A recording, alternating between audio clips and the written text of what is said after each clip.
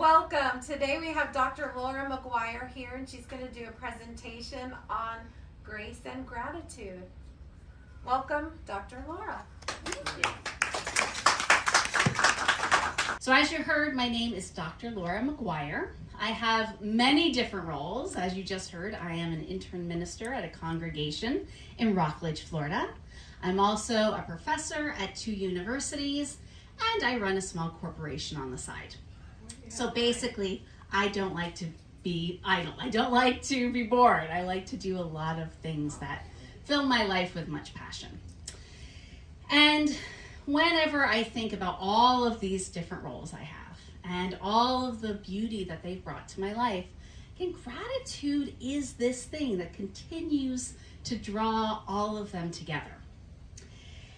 And as you saw in the title of this talk, we're framing this also in the mindset of aging. Anyone understand and relate to the concept of aging? I know I do, right? It's a universal part of the human experience. We all are constantly, every moment and every day, getting a little bit older. I know also many of you can probably relate to the shock that brings, right? How much time has passed? My mom and I will often be sitting around having a cup of tea, or she'll be making me a bowl of pasta like a good Italian mom does. And we'll be talking about some event that happened in my childhood. I'll say, oh yeah, remember 5 years ago, or was it 10? And she'll look at me and say, think about how old you are, Laura. That was 20, 30 years ago that we did that. And she does the same thing. She'll bring up a story from college or when I was young, and she'll say, oh, 10, 20 years ago. And then she says, oh my goodness, that was 50, 60 years ago. How does that happen to us, right? It's a beautiful thing, but it's also very humbling. There was an interview on NPR recently with a political figure who supported her mother who was in the active dying process. And she told a story to the interviewer that I thought touched on this so well. They were sitting watching television together, and it was at the end of her mother's life. Things were winding down, and her mom was finally starting to realize this. But she said it's quite a surprise, because her mother was always the kind of person who said, oh, I don't mind getting older. Oh, I'm ready to go home to God. It's all good. I don't mind. And then in this moment, while they were distracted by what was on the television, she turned to her daughter and said, oh, it goes by so fast. And her daughter said to her, Mom, what goes by so fast? The show, the day? She said, this life. How did I fit all of this in? It seems now that it's gone by in just the blink of an eye. No matter how long we are gifted with time on this planet, there is always that element of surprise. Every birthday, every year, every season, right? Can anyone believe it's July 2025? I can't, right? Where did the month go? Where did the year go? Where did 25 years since past Y2K? When did that happen, right? It's an amazing thing to really sit in awe and wonder of. And with this awareness, we have an invitation. How do we want to spend whatever time we have had, whatever time we have left? The choice then becomes ours. One of the beauties of this experience of aging is the ability to look back and reflect, to take an accounting of all that has been in our lifetimes. The prolific writer, one of my favorite authors of all time, John O'Donohue, writes in his book, Anam Cara, which I'm going to read from, 2 little excerpts, that aging is a time that he calls a moment of inner harvesting. Now, did anyone ever grow a garden? Any gardeners in the room? Yes, awesome, me too. I just got really into gardening. Now my whole yard has become just this wild garden as my husband starts to plant things. I'm like, no, they need to be organized. He plants them wherever he wants. But my side of the garden is very organized, and I love to harvest, right? You see what was once a little seed that grew into this plant, and now is something that you're eating or flowers that you're enjoying. So we do that with our inner lives as well. The author says, this is a moment of sifting through the fruits of our experience, right? Just like I just collected a bunch of passion fruits and made it into a jam. We sift through these different creations, these different fruits or vegetables of our inner spirit. We have a choice then in milling through them. Do we want to pick out and hold on to the things we regret? Concerns that we hold, moments that we wish didn't happen? Or do we take this opportunity to look through all of these fruits and see the beauty that existed even in maybe the most trying times of our life? Gratitude is one of those fruits that we want to not only hold on to, but to continue to cultivate. Right? The fruitfulness of our life is not over. It is a constant renewing experience. In my life, when I've had some very dark and difficult times, when all of the concerns seemed to be the focal point of my existence, I would often return to practices of gratitude as a lifeline in what seemed like such a turbulent and dark night. I would often challenge myself, and I encourage you, if you want to, try to do something similar, to write down every single day for 30 days straight 3 things that you're grateful for and not repeat once. There's a wonderful article, peer-reviewed research from UC Berkeley that explains first what gratitude really is and then what it does to our bodies and minds. The researchers say that gratitude is a 2-step process. Number 1, it is simply the act of intentionally recognizing that we have good in our lives. There are good outcomes from what we've been through that was difficult and maybe goals that we worked really hard to achieve.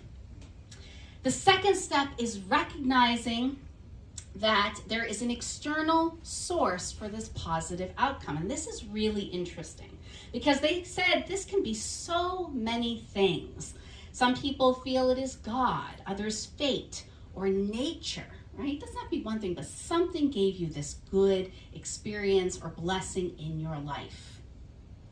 They then go on to identify 3 types of gratitude that show up in our existence.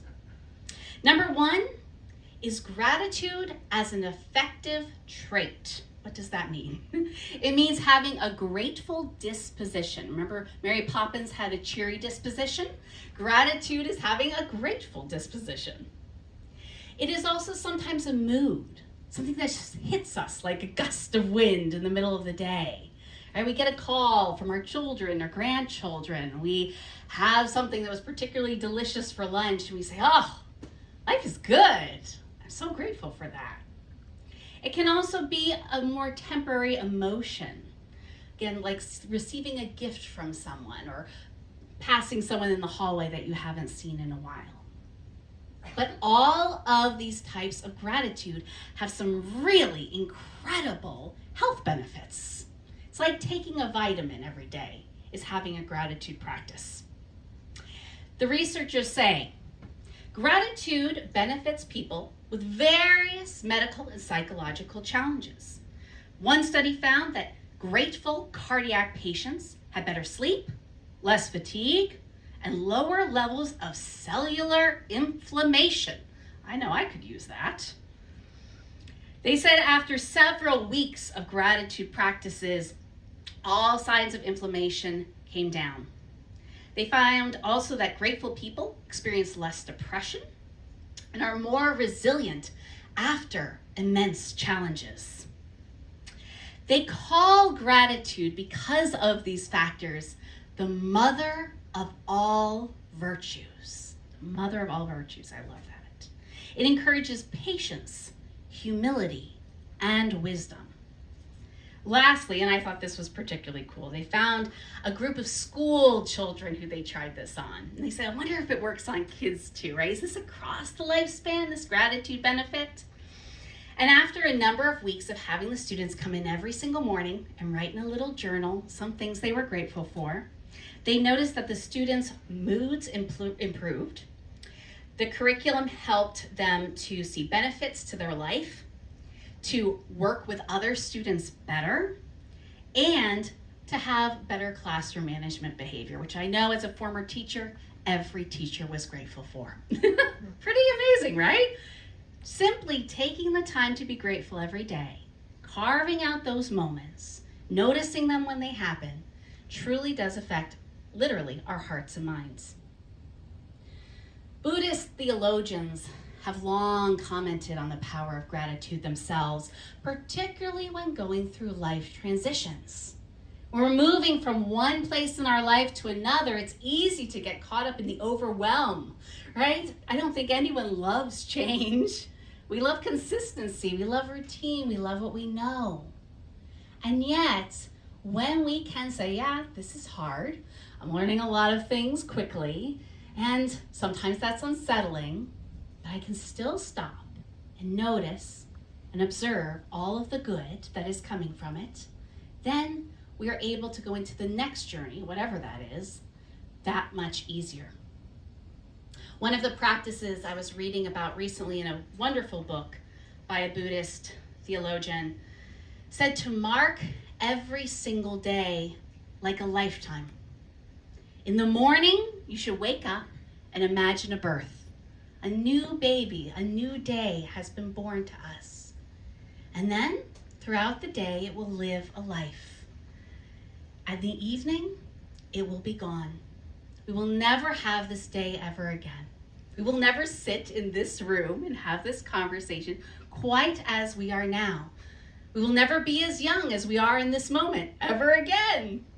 Those are things we don't want to miss, to let pass us by. Things, try to come up with 3, like I said, that's kind of a magic number, that you are grateful for. These are physical things. And again, you might think, well, what would I put on that list?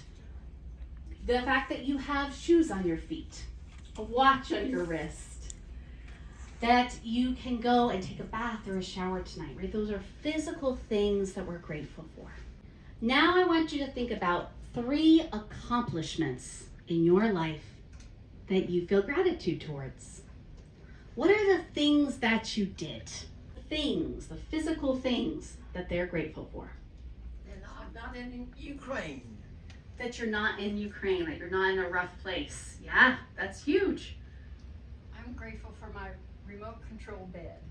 Yes. I didn't have What one, was that? And then now that I got one, I cannot live without it. Yep. Amen. Yes, we're grateful for our remote controlled beds. I have one too, and I'll never get rid of it. Yes. I'm grateful for my 6 siblings. Oh, beautiful. Yes, for our siblings. Yes. Over here. I'm grateful because I'm still alive. Grateful to still be alive. We're still kicking. Yes. Over here. Although I had nothing to do with it, I'm very grateful for supportive parents. Supportive parents. Yes. Yes. Oh, I think that's one of the greatest blessings anyone can have, is to be born to good people. Absolutely. For my 3 children, Your 3 children. Laura, Harley, and Christopher. Oh, I'm grateful for them. They've enriched my life and made me to reflect on what I did when I was their age. yes. So our children, see how Definitely. far they've come, right? All that hard work finally paid off. Yes. I have a 13 and a 16-year-old, and I look forward to knowing them at 30 and hopefully having the same feeling, right? What are some accomplishments, some things you've done in your lifetime that you're grateful for? I've heard about people and things. What about those accomplishments? Yes. We raised 2 beautiful women. Oh, raising beautiful women. Being employed for 38 years. Wow. At the same company?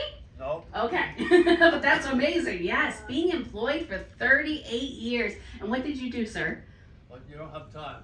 Okay, a lot of good things. I relate to that. Yes. 25 years the same company. 25 years, the same company. That's incredible. My generation doesn't do that. That is a huge thing. It really is. Yes. I was proud of working for ADP in computers in Washington, D.C., and I've been to the White House, and I helped President Kennedy and President Johnson. And I was in the Oval Office sitting in front of their Oval Office. That is It was pretty magnificent. amazing. It is, yeah. That's incredibly amazing, right? That you lived that history. That's phenomenal. So working on computers in the White House, holy cow. That really is such a precious and special experience.